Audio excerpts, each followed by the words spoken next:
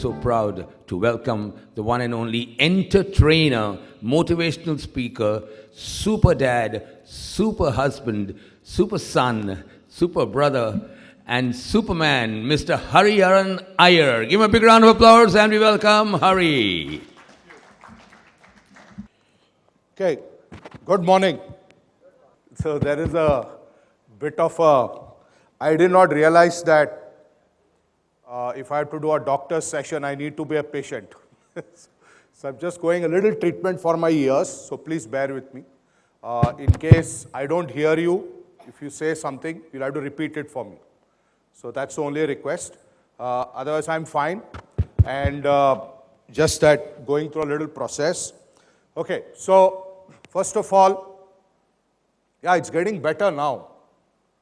I think the moment I'm on stage, everything becomes better.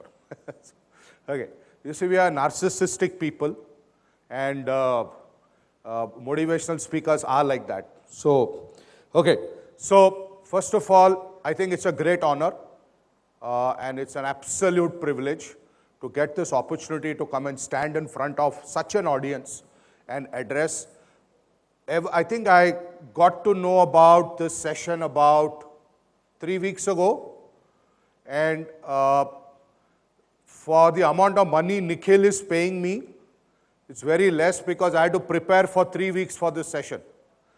Because I was wondering what to tell doctors.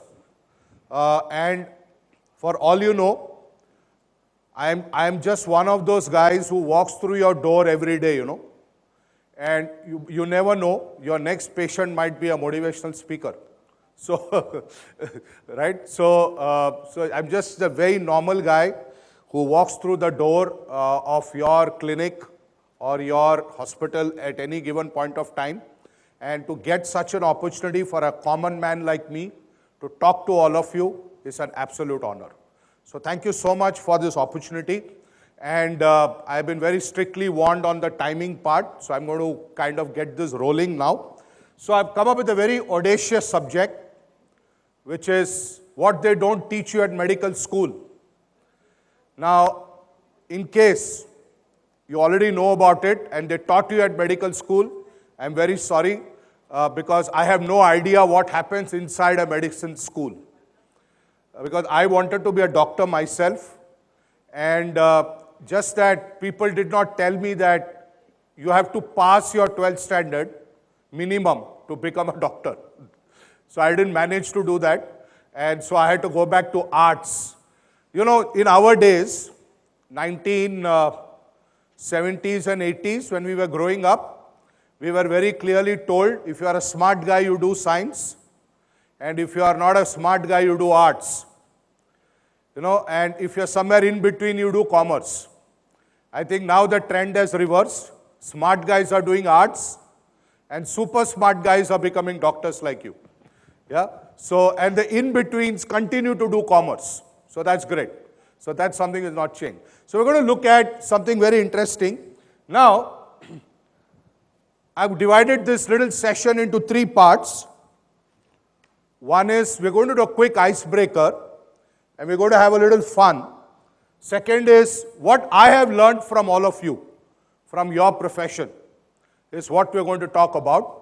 And the last, of course, is some wisdom from management sages, as I call them.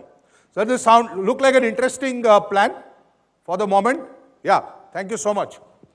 Yeah, so are you ready to laugh a little bit at yourself? Okay, so I have already taken your yes. So you see, doctors give a lot of complicated terminologies to lay people like us. And the only medical terminology a common man in India knows very well is lymphosarcoma of the intestine. Yeah?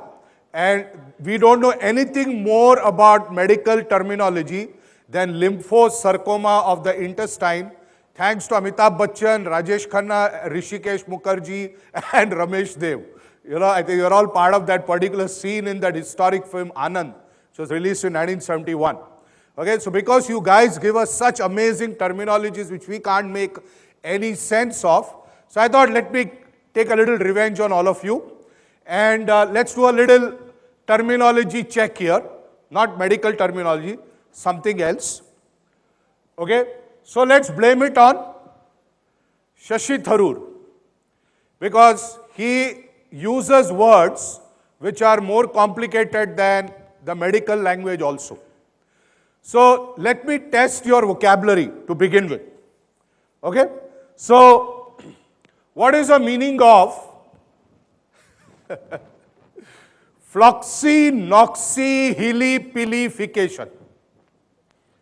Any idea? What is the meaning of floxy? You see, I got the pronunciation right. I think so, I don't know. That just goes to show how many times I must have watched that video on YouTube. Yeah? Floxy-noxy-hilly-pillification. Sorry?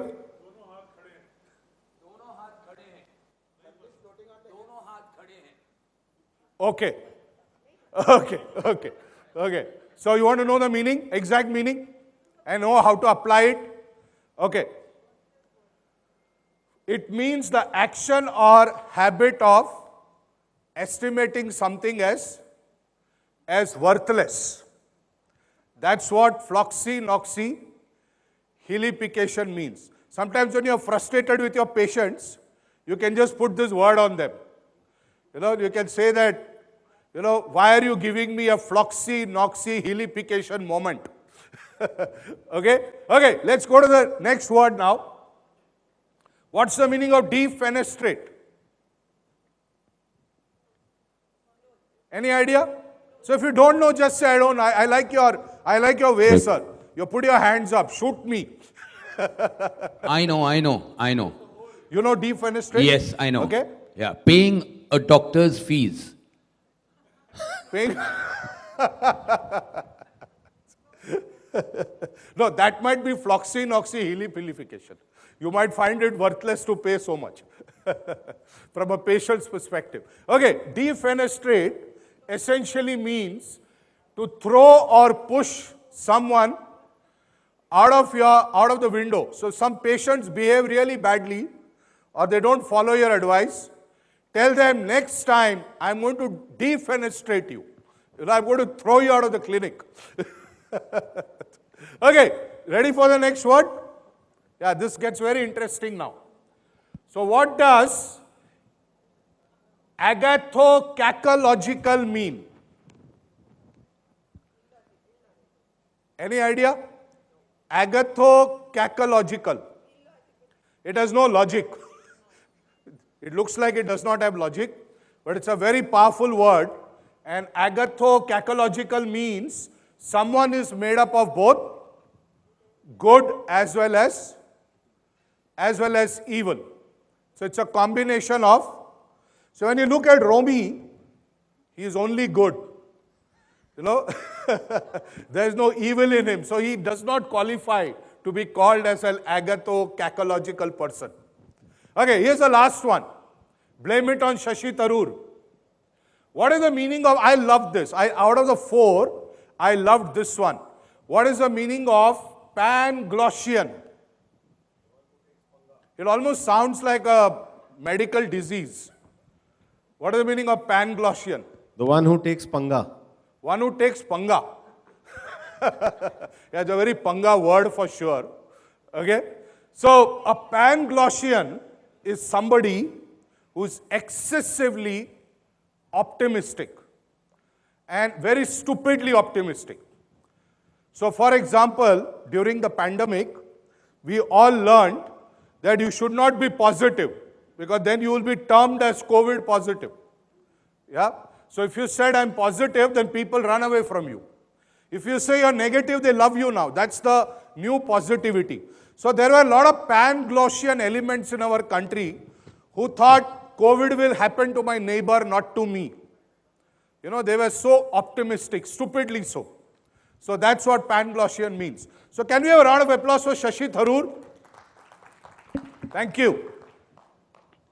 Okay. Now I'm going to really get serious now. And you can see how serious I am there. So, we had this little laugh right now. We had a little light session. I'm going to get very serious. Don't worry. Whenever I get serious, it only becomes more interesting and more fun. Okay. So, let's go to what I have learned from all of you, or what we lay people, common people, have learned from all of you. So, here are some management lessons from a doctor's profession. So, you might want to sell this idea to some of your patients or to your relatives, saying that, this is what I can teach you about management from my profession.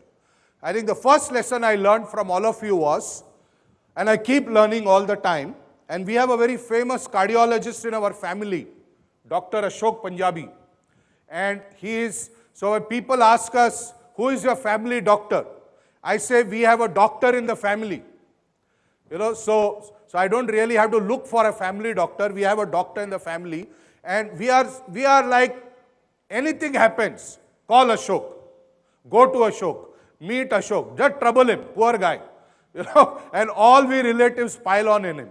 Now, what I observed in the way he works, and also the way all of you work, is you are able to embrace complexity. A disease is a complexity for any normal person, for anybody, and you have the idea and the knowledge as to how to handle that complexity. The complexity for you when handling patients is not just about the physical illness, it's also about their mental state. It's how you handle them, how do you motivate them, how do you give them some inputs, and how do you assure them that it's going to be fine. Yeah, like I went to the doctor yesterday, he said you will be fine. So that one sentence, it makes a big difference to people like us. And to all of you, of course. So this is the first thing I learned from your profession. Embrace complexity. The second thing I learned from your profession is research orientation. If you look at the statistics in India, it's quite shocking. In America, they spend $607.5 billion in R&D activity, which is 17% of their annual research and development spend. No wonder that they are so way ahead in terms of medical science, in terms of other sciences, and in terms of rational sciences. And look at India. Only 0.7% of the GDP was spent every year on research and development, on an average. This is all we spend on R&D in our country.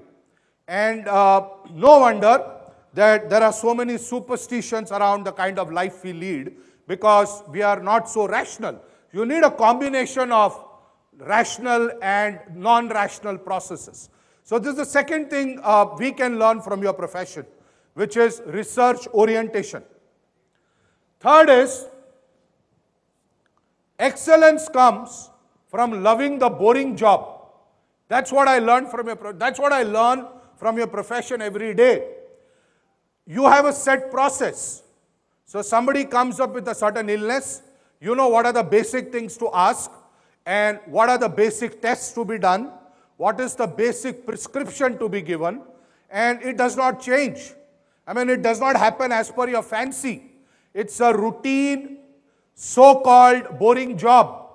And what I find is that successful people are those who can do the same boring job with great passion for all their life.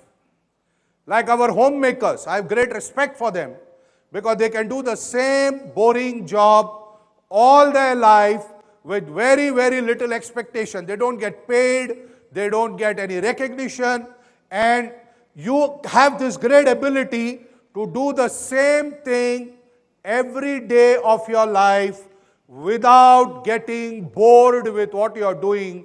And I think that's a great lesson in management. You look at Amitabh Bachchan, he's been around for more than 50 years as an actor.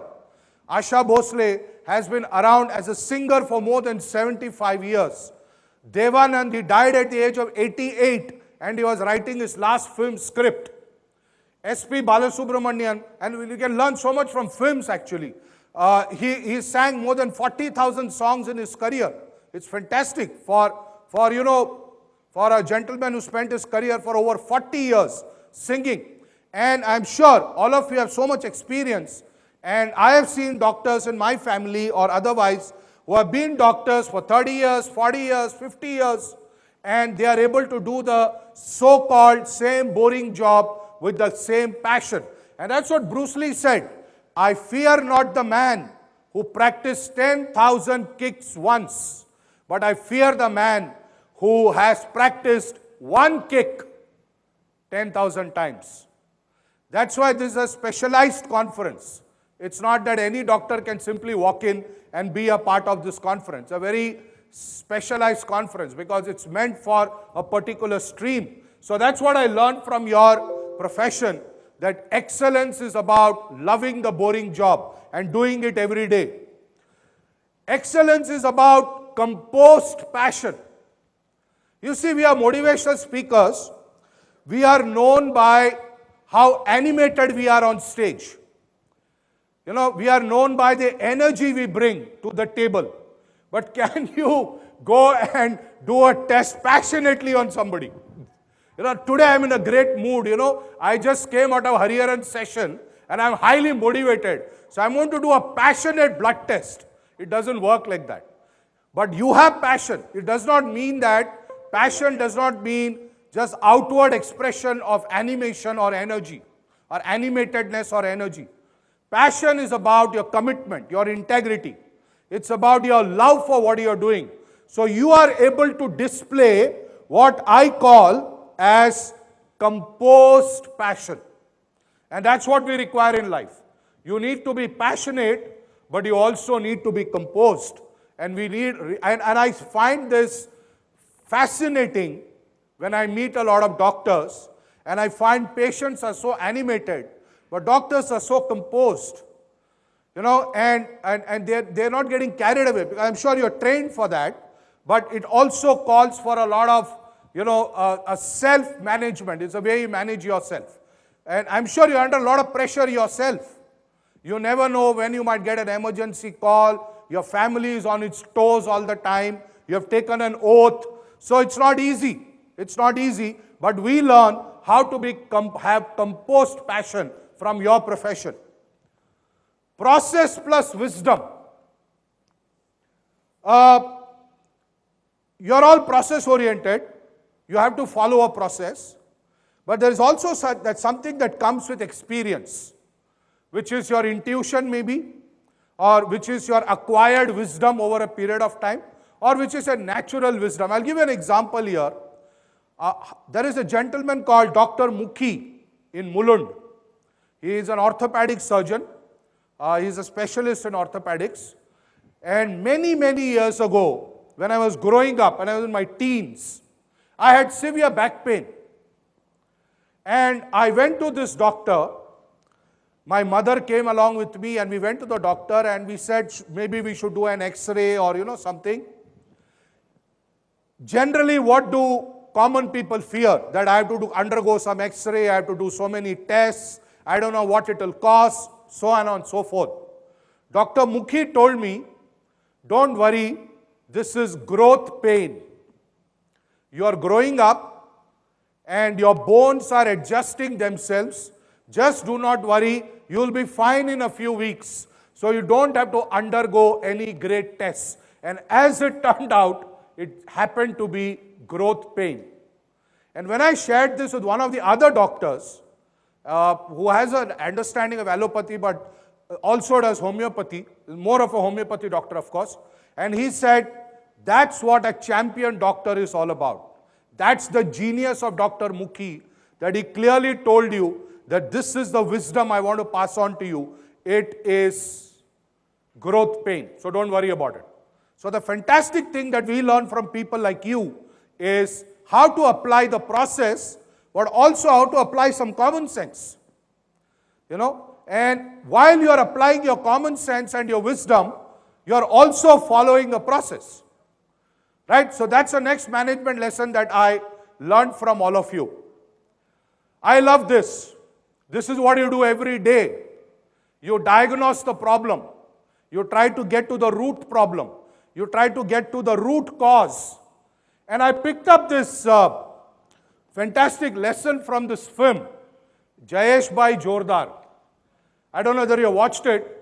I don't know whether I should recommend to you to sit through 3 hours of this film, but I definitely wanted to watch this particular scene where it teaches people like us how a problem is wrongly diagnosed and what disaster it can cause. So there is this village, and there is Baman Irani, who is the village head, and his son Ranveer Singh, and they are having a village meeting. And while the meeting is going on, there is one girl who stands up, and he tells the village head that, "Sir, the problem is these boys in the village are troubling us a lot. So can you please help us in a way?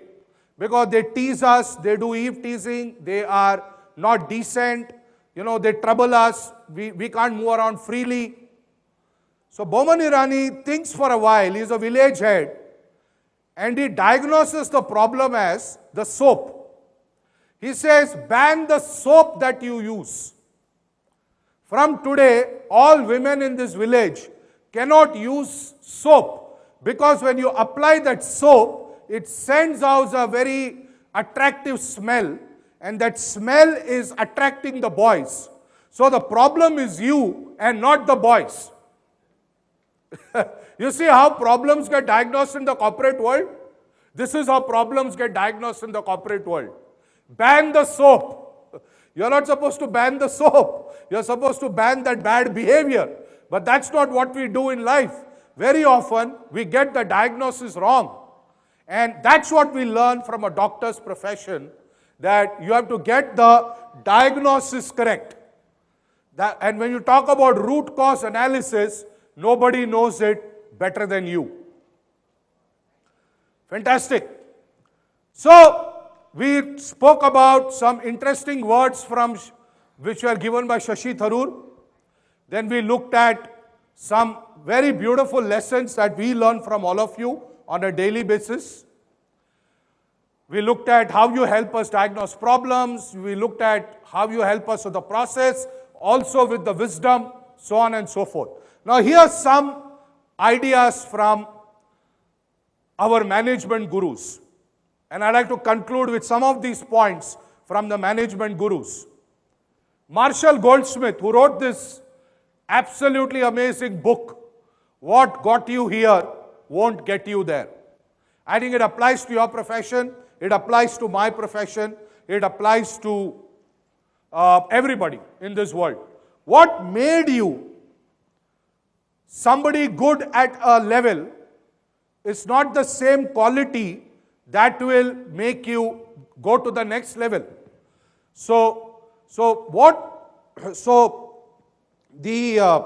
What makes you an MBBS cannot make you an MD, right?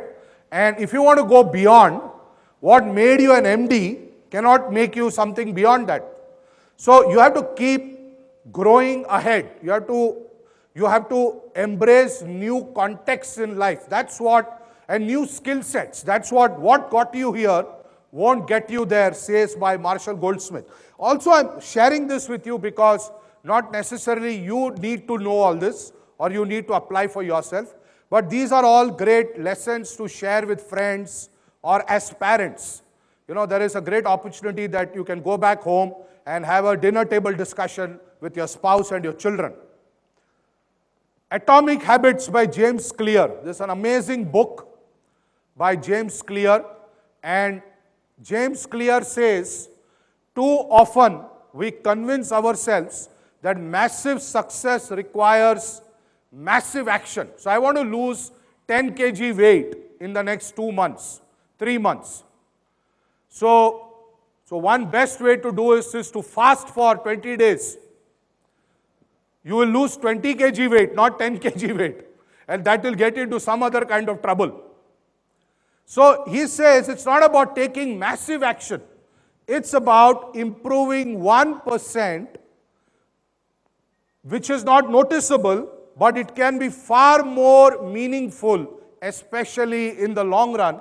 and the difference that a tiny improvement can make in your life is absolutely amazing. Now, I'll give my example.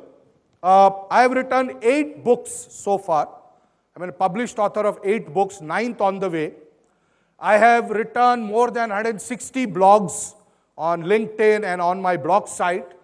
I have 250 YouTube videos. So I would love you if you can go to Hariharan Iyer on YouTube, the entertainer, and subscribe. I'm not saying this to boast. All I'm saying is, when I share these numbers today, they look amazing. They are astounding. But they have come in the last 10 years, 10 to 11 years. From the time I started shooting the videos, from the time I started writing my blogs, from the time I wrote my first book and got it published in 2011. So when you do it bit by bit, it suddenly all adds up so beautifully, and suddenly you have an amazing amount of work. You can remember the first patient you dealt with in your profession, and today you must have handled thousands of patients. So the 100 patients did not come on day one. But today there could be at least 25, 30 patients waiting for you every day. It happens over a period of time. That's the beauty of developing the right habits bit by bit, is what James Clear, one of the finest management books that I have read. The Goldilocks rule. This is a very interesting rule by Goldilocks. And again, there's a great parenting lesson also here. And also if you are mentoring new doctors. He says, humans experience peak motivation when working on tasks that are right on the edge of their current abilities, not too hard, not too easy, just right. Now, for example, if you are an amateur tennis player, suppose you go to play tennis every day, yeah, and you love playing tennis, and you also have matches with your friends, but one day your club announces who can take on Ralph Nadal. How many of you will be ready for it? I mean, there is no scope. I mean, I cannot withstand one serve of Ralph Nadal. So there is no motivation to compete. But suppose Romy sir is also a tennis player, like me, an amateur guy. I am also a tennis player. And I feel, yeah, it's quite a challenge to beat him. But I feel motivated to compete with him because I know I have a chance to win. I may lose, but I still have a chance to win. So it's not easy to beat Romy sir, but it's also not that difficult. It's not impossible. But to beat Ralph Nadal is absolutely impossible.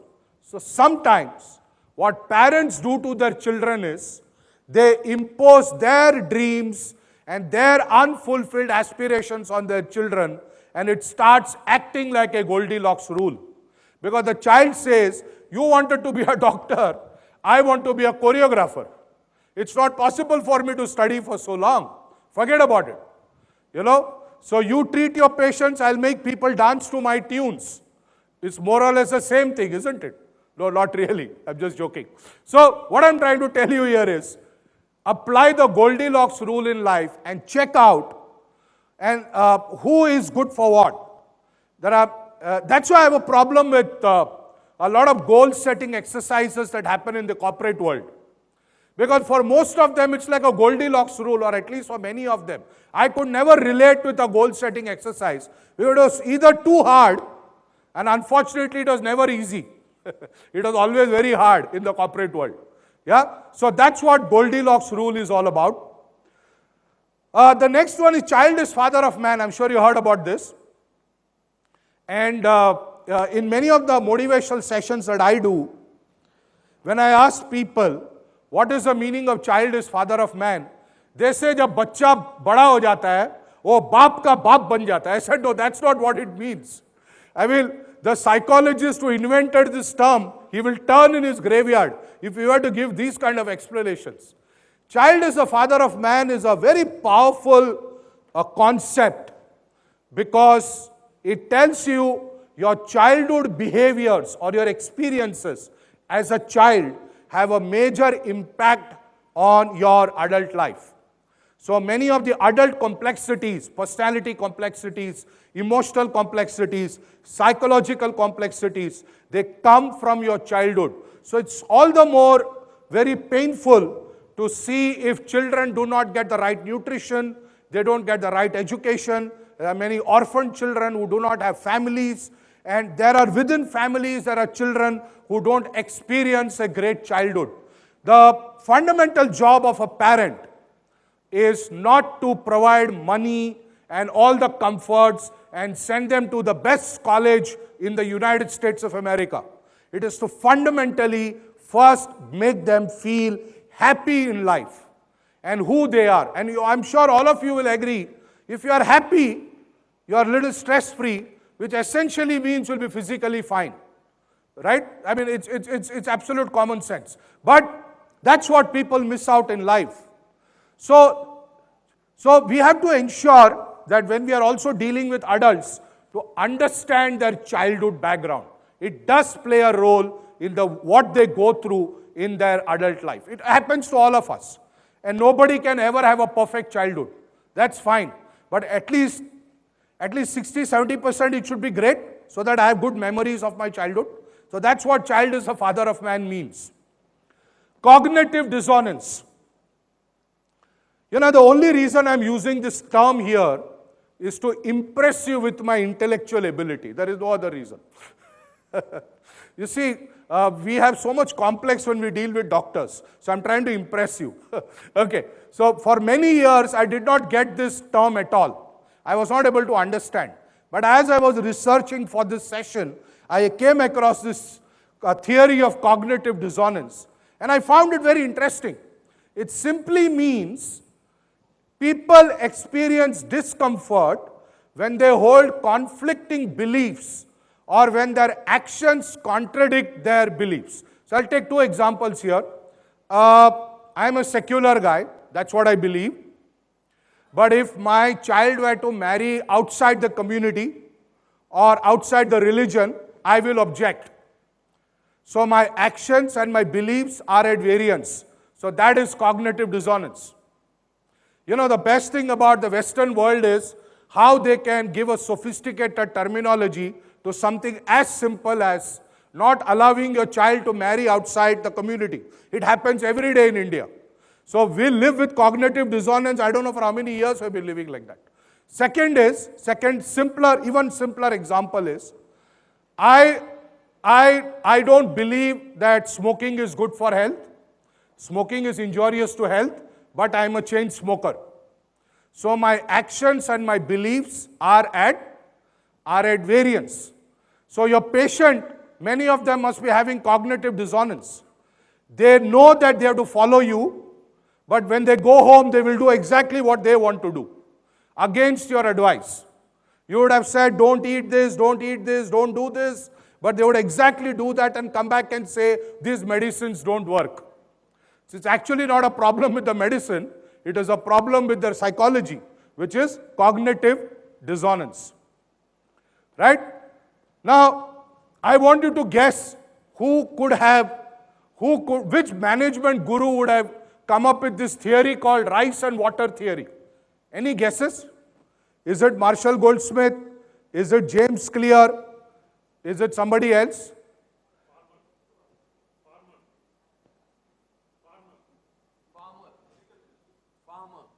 Farmer. Okay. I'm so sorry, sir. Unfortunately, I'm not a farmer. So the management guru who has given this is Hariharan Iyer. You see, I'm trying to impress you guys with terminologies and theories. Okay, what do I mean by the rice and water theory is you can have, last 2 minutes, you can have any amount of rice items, idli, dosa, biryani, dal chawal, you can have khichdi, and you can make any kinds of preparations. I went to one of the hotels and they even had a rice starter. I was shocked. I did not know that rice can be a starter also. They put some, cream into it, some cheese, and they made a nice starter. What is the water? What are the variations of water? In water, you can have cold drinks, you can have other kinds of drinks, you can have juices. But at the end of the day, you get maximum satisfaction after having had a great meal in a hotel for 3 days. You have been here for 2-3 days now. When you go home, what you will settle for is a simple dal chawal. Am I right? And that will give you the maximum satisfaction in life. Despite having eaten the best buffet, breakfast, lunch and dinner in a 5-star hotel. And how much ever thirsty you might be, ultimately what will quench your thirst is that glass of water from your fridge or your aquaguard at home. Yes or no? So life is all about following the fundamentals. And that's something all of you do so very well. And the last thing is Ubuntu. It's a beautiful concept given by Desmond Tutu from South Africa, and Archbishop Desmond Tutu, a legend in his life. And he said, I am because we are. So I cannot be an isolated person. I am because you are because I am also there. It's all about a team, and I think this particular conference is all about that. All you great experts coming together and sharing your knowledge, and it's a wonderful practice of the Ubuntu principle. So we need much more of Ubuntu in our world. So we covered Shashi Tharoor's 4 words. Yeah, floxy, noxy, hilly-pillification being one of them. And we also understood what are the management lessons from a doctor's life, and also wisdom from the management sages, Marshall Goldsmith, James Clear, few other people. I put in a little bit of my own theory. Ladies and gentlemen, God bless you, and thank you very much. Thank you so very much, Mr. Hariharan Iyer. Let me shake your hand and let me say thank you on behalf of everybody. Please come here. What a wonderful session. We wanted more of you. But as a token of everybody's appreciation, I will not give you something which can be measured in materials. I will give you a hug. Thank you.